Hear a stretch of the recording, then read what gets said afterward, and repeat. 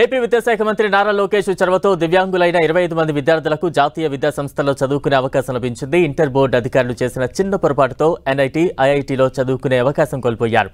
విజయవాడకు చెందిన ఓ విద్యార్థి లోకేష్కు మెసేజ్ చేయగా స్పందించిన లోకేష్ వారి సమస్యను పరిష్కరించారు. 2 రోజుల్లో జీవో తెప్పించి వారికి వివిధ విద్యా సంస్థల్లో సీటు వచ్చేలా కృషి చేశారు. ఉండవల్లిలోని తన నివాసంలో ఆ విద్యార్థులను పిలిపించి విషెస్ చెప్పారు లోకేష్. ఇక మరింత సమాచారం మా ప్రతినిధి రవిచంద్ర అందిస్తారు.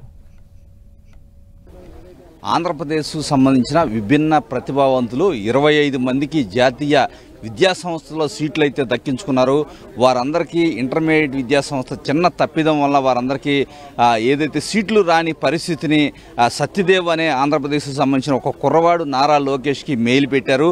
లోకేష్ విద్యాశాఖ మంత్రిగా స్పందించి వీరందరికీ కూడా విభిన్న ప్రతిభావంతులు అందరికీ కూడా అన్యాయం జరగకుండా వారందరికీ కూడా జాతీయ విద్యా సంస్థలు ఎన్ఐటీ కావచ్చు, ఐఐటి సంస్థల్లో సీట్లు రావడానికి నారా లోకేష్ కృషి చేశారు. వీరంతా కూడా నారా లోకేష్ని కలిసి కృతజ్ఞతలు కూడా తెలిపారు. ఇప్పుడు మనతో సత్యదేవ్ ఉన్నారు.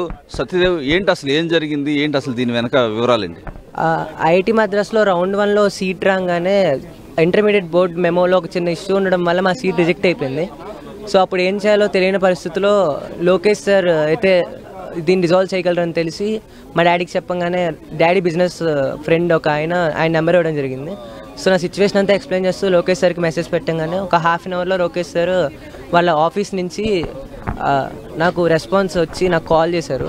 ఆ రోజు నుంచి ఈ రోజు దాకా ప్రతిరోజు నాతో టచ్లోనే ఉంటూ జీవో అడిగితే జీవో, లెటర్ అడిగితే లెటర్, మార్క్ లిస్ట్ కూడా ఇచ్చి నాకు ఇంకా లైఫ్లో ఎక్కడ ఇబ్బంది రాకుండా చేశారు.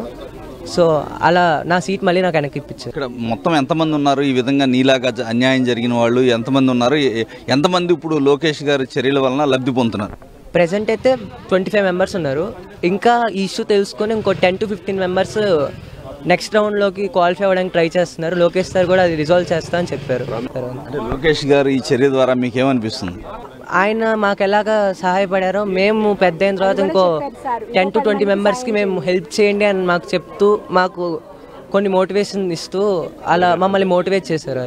మరో పాప కూడా ఉన్నారు. అమ్మ, పాప మీరు ఎక్కడమ్మా, ఎక్కడ సీట్ వచ్చింది, మీకు ఏం జరిగింది అసలు? మాకు ఎన్ఐటి నాగ్పూర్లో సీట్ వచ్చింది.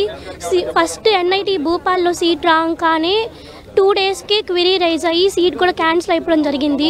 అప్పుడు ఇక్కడికి వచ్చి కమిషనర్ మ్యామ్తో మాట్లాడడం, సార్ దగ్గరికి వెళ్ళడం అవన్నీ చేశాము. వీళ్ళు లోకేష్ సార్ దగ్గరికి దీన్ని తీసుకెళ్లారు. సార్ దగ్గరికి వెళ్ళంగానే within seconds sir GO pass చేసి మాకు మళ్ళీ ఫ్యూచర్లో ఎటువంటి ఇబ్బందులు లేకుండా మళ్ళీ మార్క్ లిస్ట్ కూడా పర్మనెంట్ మార్క్ లిస్ట్ చేసి ఇంగ్లీష్లో మార్క్స్ కూడా యావరేజ్ మీద వేశారు. చాలా హెల్ప్ చేశారు. అండ్ మా ఫర్దర్ స్టడీస్కి ఉపయోగపడడానికి ఈరోజు మాకు ల్యాప్టాప్స్ కూడా ఇచ్చారు. Thank you sir. సో నాకు చాలా హ్యాపీ అనిపిస్తుంది. నారా లోకేష్ గారు ఇంత ఫాస్ట్గా ఒక విద్యార్థి మెసేజ్ పెట్టంగానే ఇంత ఫాస్ట్గా ఒక రిప్లై ఇచ్చారు అంటే ఆయన గురించి ఇంకా గొప్ప చెప్పాలి. ఆయన చాలా మంచి వ్యక్తి. ఇప్పుడు వచ్చి చాలా మోటివేషన్గా చాలా మంచి మాటలు చెప్పారు. అందరికీ చాలా ఒక హోప్ కలిగించారు. పేరెంట్స్ అంతా కూడా చాలా ఆనందోత్సాహాలు అయితే వ్యక్తం చేస్తున్నారు. ఎందుకంటే వీరికి చిన్న టెక్నికల్ సమస్య వలన వారు జాతీయ స్థాయి విద్యా సంస్థల్లో వారు చదువుకునే అవకాశాన్ని కోల్పోయారు. ఎవరో సమయస్ఫూర్తిగా ఒక విద్యార్థి, సత్యదేవ్ అనే విద్యార్థి నారా లోకేష్కి మెయిల్ ద్వారా ఆయనకి సమాచారం ఇవ్వడంతో ఆయన ఎమ్మటే రంగంలో దిగారు.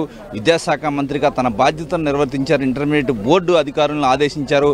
ఎట్టి పరిస్థితుల్లో కూడా వీరికి అన్యాయం జరగకూడదని ఆయన రంగంలో దిగి ఆయన ఇమీడియట్గా చర్యలు తీసుకోవడం వల్ల 25 మంది దివ్యాంగులైన విద్యార్థులకి ఒక లైఫ్ అనేది వచ్చిందని చెప్పుకోవచ్చు. ఇది ఇక్కడ పరిస్థితి. కెమెరా పర్సన్ రాఘవతో రవిచంద్ర టీవీ, అమరావతి.